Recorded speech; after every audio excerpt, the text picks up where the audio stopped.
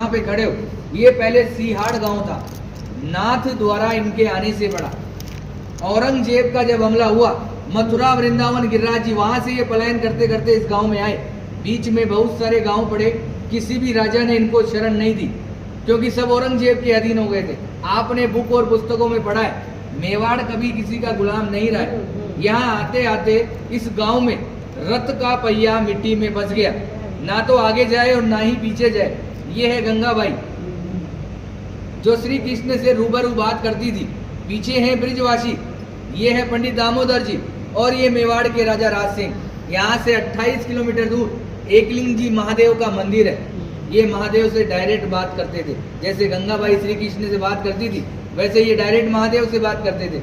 जब इस गांव में रथ का पहिया मिट्टी में फंसा तो गंगाबाई ने श्री कृष्ण से पूछा, प्रभु क्या लीला है आपकी, ना तो रथ आगे जा रहा है ना पीछे जा रहा है। तो श्री कृष्ण जी का जवाब आया, मैं किसी के कारणवश यहाँ आया हूँ, यहाँ के राजा को बुलाया जाए और मेरे लिए मंदिर का निर्माण किया जाए। गंगाबाई ने ये बात पंडित दामोदर जी को बताई, और पंडित दामोदर जी ने मेवाड़ के राजा राज सिंह को बुलाया और कहा कि हमारे प्रभु पधारे, क्या इनको शरण मिल सकती है। तो राजा राज सिंह ने जवाब दिया, मैं मेरे गुरु आराध्य से पूछता हूँ, अगर वो इजाजत देंगे तो मैं मंदिर का निर्माण करवाऊंगा। ये महादेव के पास गए और बोला, प्रभु आपके मित्र और सखा पधारे, क्या इनको शरण मिल सकती है। तो भोलेनाथ ने एक सुंदर सा जवाब दिया, मेवाड़ की जनता अगर इसके नखरे उठा ले तो ही इसी को रोकना है, अन्यथा जाने देना है, क्योंकि ये अलग अलग श्रृंगार करता है, 8 समय की झांकियां लेता है और अलग अलग भोग लेता है।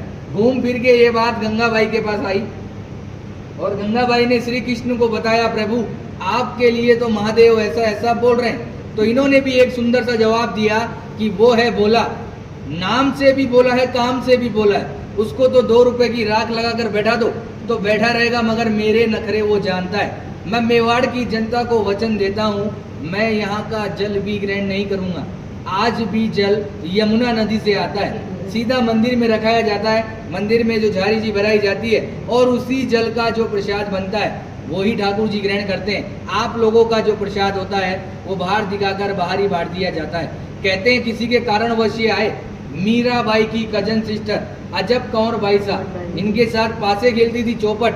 श्री कृष्ण को पता थी कि आज मेरे साथ ये पासे क्यों खेल रही है, मगर श्री कृष्ण जी जान चला के हारते गए और अजब कंवर बाई साहब को जिताया और बोला कि मांग तुझे क्या चाहिए। तो अजब कंवर बाई साहब ने कहा कि आप मेरे मेवाड़ में पधारिए। आज 350 साल हो गए ठाकुर जी को यहाँ विराजते हुए, 150 साल बाद अपन भी जीवित रहे कि ना रहे, ये वापस जतीपुरा चले जाएंगे। आज भी निज मंदिर में रथ रखा हुआ है, नाथद्वारा के मंदिर में गेट नंबर 2 के पीछे कांच में वो बिल्कुल पैक है।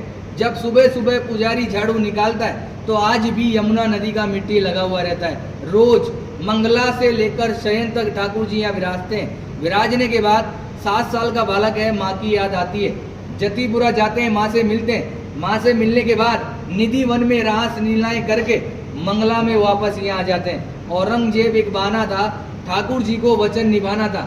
ये जो पूरी लीला रची केवल अजब कंवर बाई साहब के कारण। औरंगजेब को ये वहां भी हरा सकते थे, मगर औरंगजेब इनका मंदिर तोड़ने श्रीनाथ जी के मंदिर में आया। उसकी माँ भी उसके साथ आई। जैसे ही औरंगजेब मंदिर के अंदर गया, अंधा हो गया, उसको कुछ नहीं दिखाई दे रहा। बाहर आके बोला, माँ मैं अंधा हो गया, मुझे कुछ नहीं दिखाई दे रहा।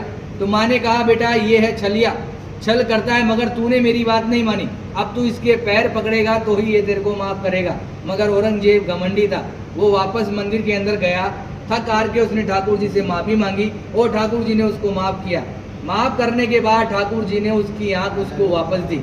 आंख देने के बाद औरंगजेब बहुत खुश हुआ। खुश होने के बाद जो कोहिनूर डायमंड हीरा जो ठूठी पे लगाया जाता है वो औरंगजेब की माँ ने ही वेट किया था। आज भी होली के अगले दिन, दुलंडी के दिन बादशाह की सवारी निकाली जाती है, उसमें औरंगजेब का पूरा बाकायदा आदमी बनाया जाता है।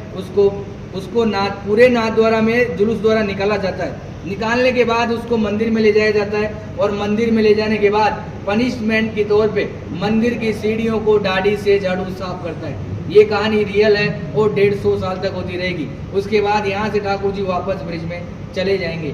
आपने हमेशा श्रीनाथ जी के दर्शन धक्का मुक्की टल्ला खाकर किए, मैंने भी किए, आपने भी किए, मगर यहाँ मैं आपको 8 दर्शन कराऊंगा। मंगला से लेकर शयन तक ठाकुर जी क्या खाते हैं, क्या पहनते हैं, वो सब बताया जाएगा। उससे पहले आपको इस कमरे में जाना है। 252 वैष्णव की वार्ताएं शॉर्ट में दे रखी है, वो आपको पढ़नी है। पढ़ने के बाद 10 मिनट का टाइम है, आप आराम से मोबाइल द्वारा फोटो लीजिए, फिर अपन चलेंगे 8